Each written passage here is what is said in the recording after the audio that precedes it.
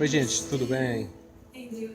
Faz alguns dias que eu estou tentando gravar um vídeo, mas descobri que o meu telefone está com o microfone queimado. Coisas de pobre.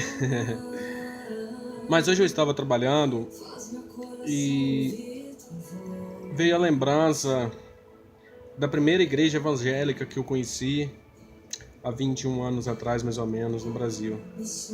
Pastoreado nessa época pelo pastor Divino. Sabe, ter um carinho enorme por todos eles. Embora eu não tenha aceitado Jesus como meu único Senhor Salvador naquela época, eu me lembro que eu ia vender os meus queijinhos, que nessa época eu vendia queijo para o meu pai, e eles falavam de Deus para mim.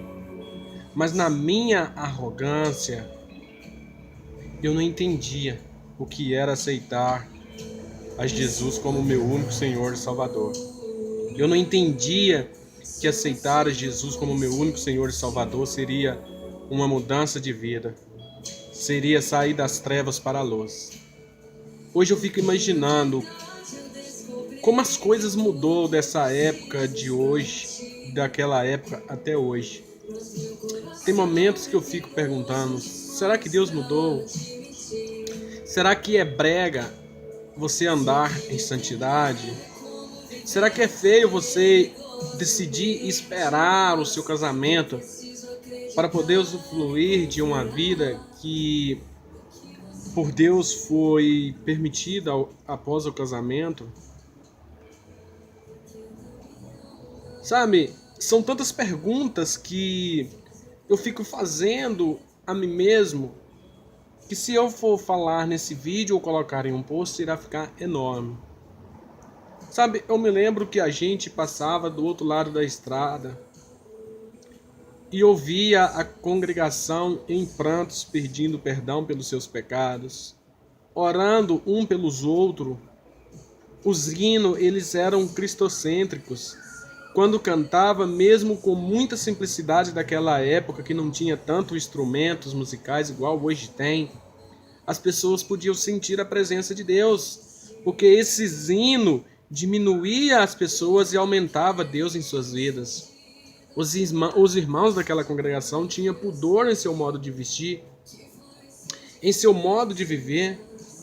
As pessoas eram diferenciadas por causa do seu modo de vida.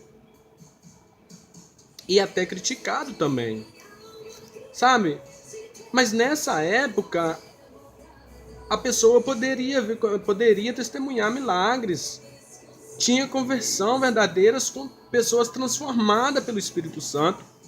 Existia batismo no Espírito Santo, entre outros sinais que Deus somente faz em uma igreja que está andando segundo a sua vontade. Só que isso não é problema muitas das vezes dos pastores. Não é problema muitas vezes dos pastores. Porque não adianta a igreja ter um pastor ótimo se os membros não fazem as suas partes. Uma andorinha sozinha, como diz o ditado popular, não faz verão. O pastor não vai fazer milagre se a igreja não está orando e tentando ajudar. Sabe? Só que olhando para os dias atuais, eu fico assustado porque eu mesmo, vou ser sincero, não tenho ido tanto. Nós temos tanta desculpa para não ir. Os cultos de oração são os cultos mais vazios que existe. O culto de ensino são os cultos mais vazios que existe dentro de uma igreja. Sabe?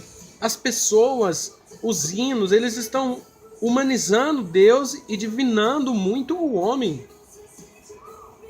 Sabe, não está sendo mais aquele hino cristocêntrico que diminuía o homem para que a presença de Deus pudesse aumentar em nossas vidas. Precisamos ter muito cuidado, porque Deus não divide a sua glória e Deus não mudou. Deus continua sendo santo. Deus continua santo. Deus continua todo-poderoso. Hoje ninguém consegue diferenciar, infelizmente, um crente de uma pessoa que se diz ímpio. Sabe, muitas das vezes você vai à igreja adorar a Deus. Se você não quer pecar, você precisa fechar seus olhos ou então olhar para o teto,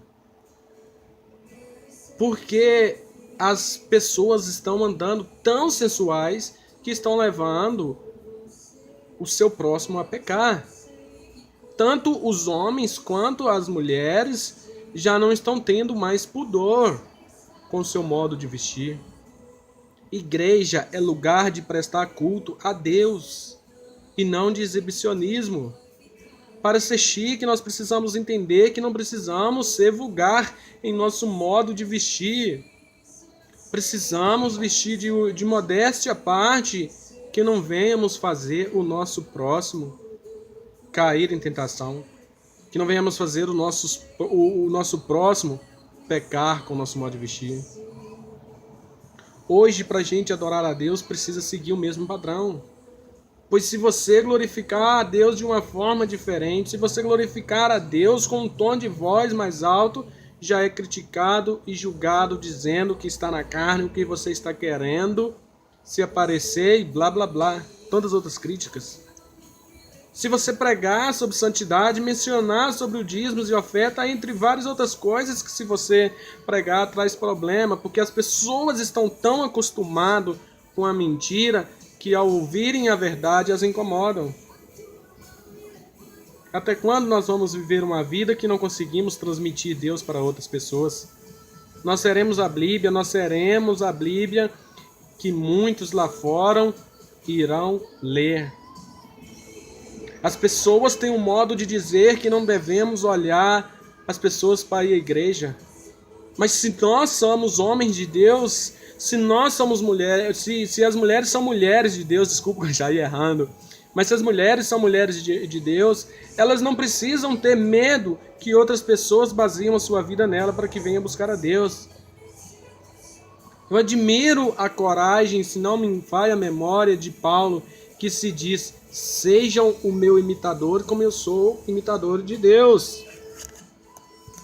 Se você é uma pessoa que verdadeiramente serve a Deus, você não precisa ter medo do que os outros irão pensar de você.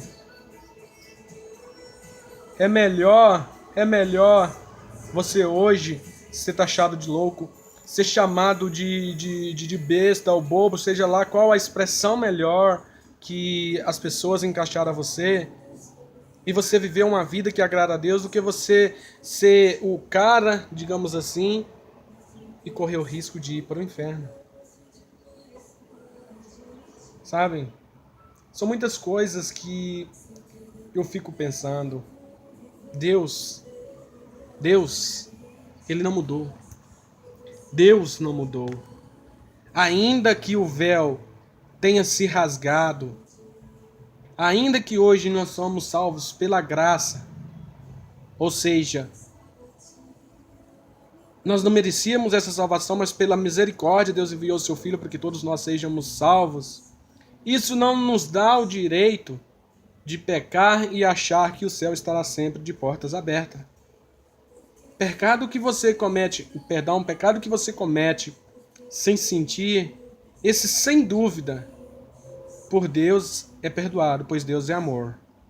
Mas o pecado cometido consequentemente, porque você acha gostoso, porque a sua carne está pedindo, porque você gosta, ele se torna iniquidade. Se torna iniquidade. A mão do Senhor, ela não está encolhida para que não possa salvar, nem agravada os seus ouvidos para que não possa te ouvir. Mas a sua iniquidade te traz separação com Deus. O seu pecado encobre o rosto de Deus para que ele não te escuta. Que nós não venhamos ficar brincando de ser cristão, porque enquanto nós brincamos de ser cristão, o diabo não está brincando de ser diabo e muitas vidas estão sendo ceifadas. Que a gente venhamos pensar um pouquinho e venha dar exemplos para que outras pessoas consigam ver Cristo através de nossa vida.